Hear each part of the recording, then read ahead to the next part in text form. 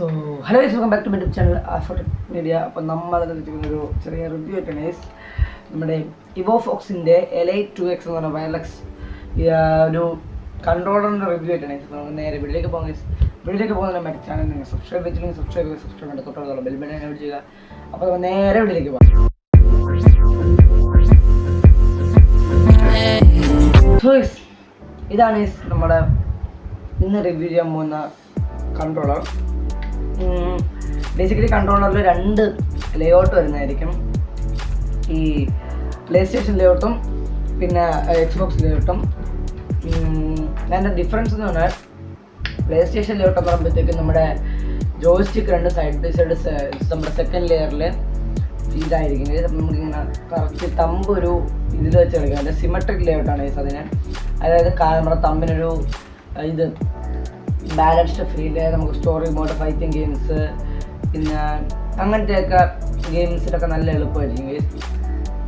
ഇതാണ് എക്സ്ബോക്സ് കൺട്രോളറിൻ്റെ ലേഔട്ട്. അതായത് ലെഫ്റ്റ് ജോയ്സ്റ്റിക്ക് ടോപ്പ് ലെയറിലും റൈറ്റ് ജോയ്സ്റ്റിക്ക് ബോട്ടം ലെയറിലായിരിക്കും വരുന്നത്. സംഭവം നമുക്ക് പെട്ടെന്ന് ആ ഒരു റിഫ്ലക്സിൽ ലെഫ്റ്റ് സൈഡിലെ തമ്പ് ഇത് ചെയ്യാം, റെസ്റ്റിംഗ് എല്ലാം ആണ്.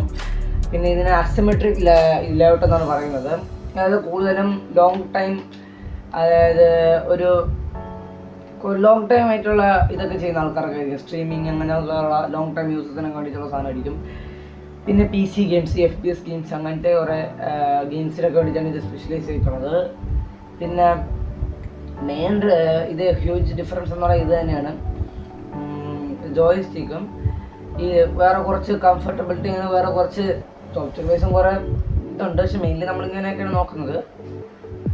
പിന്നെ എന്തുകൊണ്ടാണ് ഈ എക്സ്ബോക്സ് കൺട്രോളേഴ്സ് ഞാൻ എക്സ്ബോക്സ് ലേഔട്ട് PC ഗെയിമിനും ഓൾറൗണ്ടർ ഗെയിംസിനൊക്കെ വേണ്ടി ഇത് ചെയ്യുന്നത്? ഇതിപ്പം എക്സ്ബോക്സ് കൺസോളിലായാലും ശരി, ഇപ്പം മൊബൈലിലൊക്കെ കോമ്പാക്റ്റബിൾ ആയിട്ടുള്ള മൊബൈൽ ഹോൾഡർ വരുന്ന മോഡൽ ഈ കൺട്രോളറിലായാലും എല്ലാത്തിലും നമ്മളെ കോമൺലി എല്ലാ ഓൾറൗണ്ടറായിട്ട് വരുന്ന മിക്ക, അതിപ്പോൾ PS5 അല്ലെങ്കിൽ എക്സ്ബോക്സിൻ്റെ ഒഫീഷ്യൽ കൺട്രോളർ അതേപോലെ ഇവോ ഫോക്സ്, ആൻറ്റി സ്പോർട്സ്, അങ്ങനത്തെ റെഡ് ഗിയർ, അങ്ങനത്തെയൊക്കെ ബ്രാൻഡ്സ് ഇറക്കുന്നതിൽ ഏറ്റവും കൂടുതൽ ഇറക്കുന്നതും ഈ എക്സ്ബോക്സ് ലേഔട്ടാണ്. അതിന് കാരണം എന്ന് പറഞ്ഞാൽ ഒന്ന് തമ്പ് റീച്ചാണ്. ഈ തമ്പ് റീച്ച് നമ്മൾ നാച്ചുറലി നമ്മുടെ തമ്പ് ഇങ്ങനെ ഒരു റീച്ചും പെർഫെക്റ്റ് മൂവ്മെൻറ്റും റേസിംഗ് ഗെയിംസിനൊക്കെ ഇതായിരിക്കും മൂവ്മെൻറ്റ്.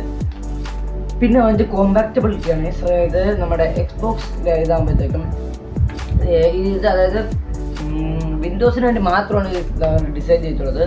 ഇപ്പോൾ എക്സാമ്പിൾ ഇപ്പോൾ മൈൻക്രാഫ്റ്റ് ആണെങ്കിൽ തന്നെ ഇതിൻ്റെ ഡോങ്കിൾ കൊണ്ട് കുത്തി കഴിഞ്ഞാൽ മൈൻക്രാഫ്റ്റ് ഓപ്പൺ ചെയ്യുമ്പോൾ തന്നെ വിൻഡോസ് അടിച്ച് ഓപ്പൺ ചെയ്യുമ്പോൾ തന്നെ ഓട്ടോമാറ്റിക്കലി ഇത് ഡിറ്റക്ട് ചെയ്ത് പിന്നെ നമുക്ക് ഓപ്പൺ ചെയ്ത് ലോഡ് അയക്കണം. ഫസ്റ്റ് മൈൻക്രാഫ്റ്റ് ലോഡ് അയക്കണം. പിന്നെ നമുക്കിപ്പം സ്ക്രോൾ ചെയ്യണമെങ്കിൽ നമ്മൾക്ക് ഇതിങ്ങനെ സ്ക്രോൾ ചെയ്യുക, സെലക്ട് ചെയ്യണം A, B, അങ്ങനെ എല്ലാ കൺട്രോൾ ഇതിൽ തന്നെ. നമുക്ക് കീബോർഡിൻ്റെ ആവശ്യമേ വരുന്നില്ല. കീബോർഡിൻ്റെ ആവശ്യം വരുന്നത് എവിടെയാണ്? IP ടൈപ്പ് ചെയ്യുന്നത്, നമ്മുടെ സെർവർ കയറുന്നതിൻ്റെ പേര് ടൈപ്പ് ചെയ്യുന്നത്, അങ്ങനത്തെയൊക്കെ സ്ഥലം മാത്രമേ കീബോർഡിൻ്റെ ആവശ്യം വരുന്നുള്ളൂ. പിന്നെ ഈ എക്കണോമിക് ഗ്രിപ്പും ഈ അസിമെട്രിക് ആയിട്ടുള്ള ഇതൊക്കെ വരുമ്പോഴത്തേക്കും ഈ തമ്പിൻ്റെ സ്ട്രെയിൻ കുറവായിരിക്കും. അപ്പോൾ ലോങ് ടേം സെക്ഷൻസിനൊക്കെ നല്ലൊരു അതായത് ആ ഒരു ഇതുണ്ടല്ലോ ഗേസ്, തമ്പ് സ്ട്രെയിനൊക്കെ നല്ലൊരു യൂസ് ആയിരിക്കും ഇത്. അപ്പോൾ നമുക്ക് ഇതിൻ്റെ മെയിൻ റിവ്യൂയിലേക്ക് പോകാം ഗേസ്. അതിനു മുമ്പ് ഞാൻ ഇതിൻ്റെ അൺബോക്സിങ് വീഡിയോ ഞാൻ ഇത് വാങ്ങിച്ചതിൻ്റെ സമയത്ത് ഷൂട്ട് ചെയ്തിട്ടുണ്ടായിരുന്നു. അപ്പോൾ നിങ്ങൾ അതൊന്ന് കണ്ടിട്ട് വാട്സിൻ്റെ ബോക്സ് കണ്ടിട്ട് നേരെ ആ വീട്ടിലേക്ക് പോകാം ഗൈസ്. ഇതാണ് ഇവോ ഫോക്സിൻ്റെ Elite 2Xൻ്റെ ബോക്സ് വരുന്നത്. നമുക്ക് ഇത് അൺബോക്സ് ചെയ്യാം ഗൈസ്. നമുക്ക് സ്റ്റിക്കേഴ്സ് നോക്കിയേക്കാം. ഓക്കെ, സ്റ്റിക്കേഴ്സിലൊക്കെ നമുക്കൊരു തുറന്നിട്ട് വെച്ചിട്ട് തുറക്കും ഗൈസ്. ചെയ്യാൻ വേണം. ഓക്കെ, തുറക്കുമ്പോൾ നമുക്ക് ആദ്യം തന്നെ കാണാൻ പറ്റുന്നത് ഒരു ഇവരുടെ ട്രൈബ് എന്ന് പറഞ്ഞ ഇതിൽ ഒരു കമ്മ്യൂണിറ്റിയുടെ ഇതിൻ്റെ ഇതാണ്. പേപ്പർ വർക്ക്സ്, ഒരു welcome card and welcome card,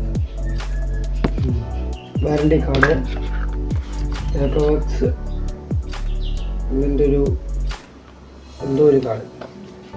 ഇതെല്ലാം കഴിയുമ്പോൾ അടുത്ത നമുക്ക് കാണാൻ പറ്റുന്നത് നമ്മുടെ സ്വന്തം കൺട്രോളറാണ്. ഓപ്പൺ ബോക്സ് ചാർജറാണല്ലേ. ഓക്കെ, കൺട്രോളർ, ചാർജറുള്ള കേബിൾ, ഡോങ്കിളാണ്. അടിയിലൊരു സാധനം ഇപ്പം എന്തിനാണ് എന്തോ. ഓക്കെ, ഇതിൻ്റെ കൂടെ ഒരു USB to USB എക്സ്റ്റൻഡർ വരുന്നുണ്ട്. USB to USB അത് കൊള്ളാം, അതെനിക്ക് ഇഷ്ടപ്പെട്ടു. ഇത്രയാണ് ഈ ഒരു ബോക്സിൻ്റെ തരുന്നത്. ബോക്സിൻ്റെ തരുമ്പം കൺട്രോളർ വരുന്നുണ്ട്, കേബിൾ വരുന്നുണ്ട്, ഡോങ്കിൾ വരുന്നുണ്ട്, USB to USB എക്സ്റ്റൻഡർ വരുന്നുണ്ട്, പിന്നെ കുറച്ച് പേപ്പർ വർക്കും വരുന്നുണ്ട്. സോ നിങ്ങൾ അൺബോക്സിങ് വീഡിയോ ഉണ്ടെന്ന് വിചാരിക്കുന്നു. ഞാൻ എന്തായാലും ഒരു ക്വിക്കായിട്ടൊരു കാണിച്ചിരുന്നെങ്കിൽ അൺബോക്സിങ് കഴിയുമ്പോഴത്തേക്കും ബോക്സിൻ്റെ അകത്ത് കുറേ ബുക്ക്ലെറ്റും പേപ്പർ വർക്കും വരുന്നുണ്ട്. പിന്നെ USB Type C to Type A cable വരുന്നുണ്ട്, കണക്റ്റിംഗ് കേബിളും ചാർജിങ് കേബിളാണ്.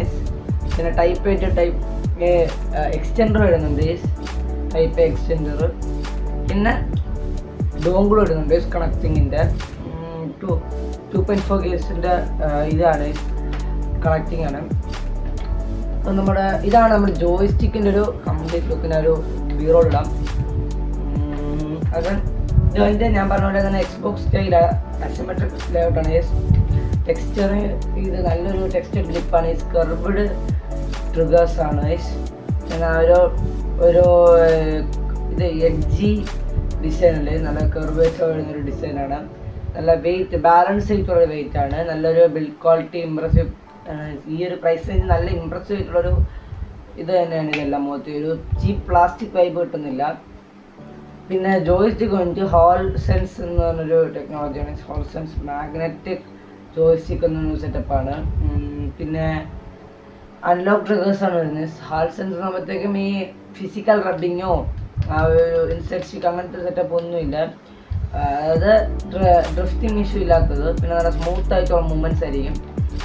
പിന്നെ കണക്ട് വെച്ചുമ്പോഴത്തേക്കും ഇതാണ്, അതായത് ഡോങ്കിൾ യൂസ് ചെയ്താണ്. 2.5 ഗേഴ്സിൻ്റെ വയർലെസ് മോഡാണ്. പിന്നെ ലോ ലേറ്റൻസി വേണമെങ്കിൽ നമുക്ക് USB Type C കേബിൾ വെച്ച് കണക്ട് ചെയ്യുകയും ചെയ്യാം. Type C to Type C എന്ന് വെച്ച് ഞാൻ മൊബൈലിൽ കണക്ട് ചെയ്യാൻ നോക്കി, പക്ഷേ അത് നടന്നില്ല. എന്നാലും വർക്കാവെങ്കിൽ ഞാൻ ഷോർട്ട്സ് ഇടാം ഗൈസ്. പിന്നെ ഈ 2 മാക്രോ സ്വിച്ച് വരുന്നുണ്ട്, റാപ്പിഡ് ഫയറിനും അങ്ങനത്തെ സെക്ഷനും. പിന്നെ 2 ഇതും കൂടെ വരുന്നുണ്ട്, അതായത് നമ്മൾ പ്രോഗ്രാമുകളായിട്ട് ഉള്ള കീ ആണത്. പിന്നെ ഇതിൽ ഫാസ്റ്റ് കണക്റ്റിങ് RGB ചേഞ്ചിങ് ഉണ്ട്. ഞാനിപ്പോൾ കാണിച്ചു തരുന്നുണ്ട്. ഡോങ്കിൾ ഇങ്ങനെ സിസ്റ്റത്തിൽ കുത്തിയിട്ട് ഓൺ ചെയ്യുക. ഫസ്റ്റ് ടൈം നമ്മൾ കണക്ട് ചെയ്യുകയാണെങ്കിൽ നമുക്ക് റീസെറ്റിൻ്റെ ഇത് എനിക്കാണ് ചെയ്യേണ്ടി വരും. എനിക്ക് വന്നില്ല. ഒരു ബട്ടൺ ഞെക്കിക്കഴിഞ്ഞാൽ കണക്റ്റ് ആകുമ്പോൾ വൈബ്രേഷൻ ആവും. ഇപ്പോൾ ഇതാണ് ഇതെങ്കിൽ നമുക്ക് നേരെ ഇതിൻ്റെ ബാക്കിലത്തെ ഇതിനൊക്കെ നമുക്ക് കളർ ചേഞ്ച് ചെയ്യാൻ പറ്റും, ബ്രീത്തിങ് ആക്കാൻ, അങ്ങനത്തെ ഓരോ ഓപ്ഷൻസ് ഉണ്ട്. പിന്നെ നമുക്കിപ്പോൾ കണക്റ്റിങ് പെട്ടെന്ന് കയറിയില്ലെങ്കിൽ നമുക്ക് പെട്ടെന്ന് തന്നെ ഈ ഒരു സ്വിച്ച് ഇങ്ങനെ ഫാസ്റ്റ് കണക്റ്റിങ് ആവും. പിന്നെ ഗെയിമിംഗ് എക്സ്പീരിയൻസ് ആകുമ്പോഴത്തേക്ക് നല്ല സ്മൂത്താണ്. ഫയറിങ്, എയിമിങ് അതൊക്കെ നല്ലതാണ്. മൈൻക്രാഫ്റ്റ് കളിക്കാൻ നല്ല ഈസിയാണ്, പക്ഷെ പഠിച്ചെടുക്കണമെങ്കിൽ. കൺട്രോളർ വെച്ചത് കളിക്കാത്തൊരാൾ പെട്ടെന്ന് ഇതിലോട്ട് വരുമ്പോഴത്തേക്കും പഠിച്ചെടുക്കാൻ കുറച്ച് സമയം എടുക്കും. ഞാൻ കൺട്രോളർ അധികം യൂസ് ചെയ്യുന്ന ഒരാളായിരുന്നില്ല. ഞാനിപ്പോൾ ഈ ഇടയ്ക്കാണ് കുറച്ചാളായതേ ഉള്ളൂ കൺട്രോളർ ഇറക്കിയിട്ട്. പിന്നെ ഇതിൻ്റെ പ്രോസസ്സ് പറയുമ്പോഴത്തേക്കും ആൾസൺസ് ജോയ്സ്റ്റിക്കാണ്. ഡ്യുവൽ മോഡ് കണക്ടിവിറ്റിയാണ്. എക്സ്ബോക്സ് ലേഔട്ടാണ്, ബെസ്റ്റ് ഫോർ PC. പിന്നെ കംഫർട്ടബിൾ ഗ്രിപ്പാണ്. പിന്നെ മാക്രോ ആൻഡ് ടർബോ ഫീച്ചേഴ്സ് ഉണ്ട്. പിന്നെ ക്വാളിറ്റി, ബിൽഡ് ക്വാളിറ്റി ഈ ഒരു എല്ലാം ഓപ്പണായി വരും. ഈ ഒരു ബഡ്ജറ്റിന് ബിൽഡ് ക്വാളിറ്റി കിട്ടിലാണ്. ഈ ഒരു ബഡ്ജറ്റിന് ബിൽഡ് ക്വാളിറ്റി എന്ന് പറയുമ്പോൾ ഇത്രയും ബിൽഡ് ക്വാളിറ്റി വരുന്നൊരു കാരണം ഈ ബഡ്ജറ്റിന് ഇങ്ങനെ കിട്ടില്ല. പിന്നെ ഇതിൻ്റെ പ്രൈസ് റേഞ്ച് എന്ന് പറയുമ്പോഴത്തേക്ക് ഒരു 2,500 അകത്താണ്. 2,500 ഓക്കെ. ഇതിൻ്റെ പ്രൈസ് റേഞ്ച് ആകുമ്പോഴത്തേക്കും 2,500 അകത്താണ്. പിന്നെ ഇത് ഓഫറിലൊക്കെ കിട്ടിക്കഴിഞ്ഞാൽ ഒരു 2,000 താഴെ 1,600 ഇപ്പം ആമസോണിൽ കിടപ്പുണ്ട്. അപ്പോൾ ഇത് വാങ്ങിച്ച് അങ്ങ് വെച്ചോ, കാര്യം നല്ല യൂസാണ്. പിന്നെ 2,500 3,000 മുകളിലോട്ട് നമുക്ക് ഇതിനെക്കാട്ടി കുറച്ച് ബെറ്റർ സാധനം കിട്ടും.